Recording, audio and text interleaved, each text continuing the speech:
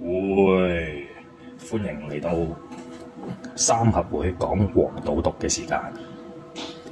而勝哥，係大家好，大家好，係上個禮拜起唔到嘛，咁就今個禮拜再錄啦。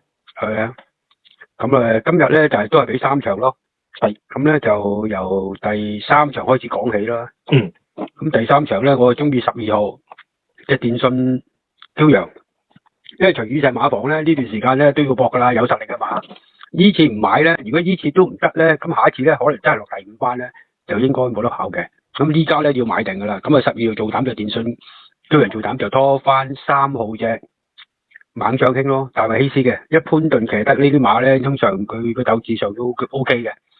跟住咧就係買翻隻10號隻陽光寶貝，就5棚次。嗯。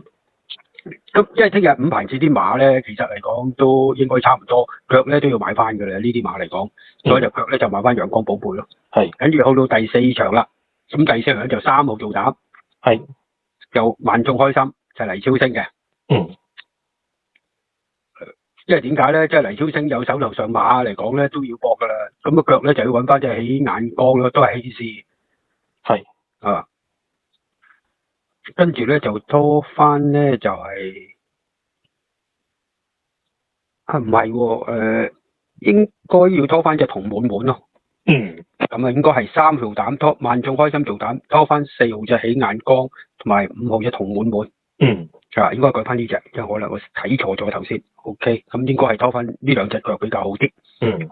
跟住去到第9場啦，咁第9場咧就8號做膽咯，就贏益善做膽，就拖翻隻16起美麗。嗯。因為一起美麗嚟講，喺好似喺打比都好似跑過下，咁意思如果呢啲馬落翻呢啲咁嘅班次咧，應該咧個鬥志上應該 OK 嘅。跟住咧就拖翻隻4號隻快路咯。嗯。係啊，咁呢場咧就係用8號做膽，贏益善做膽，就多翻3號隻一起美麗。嗯。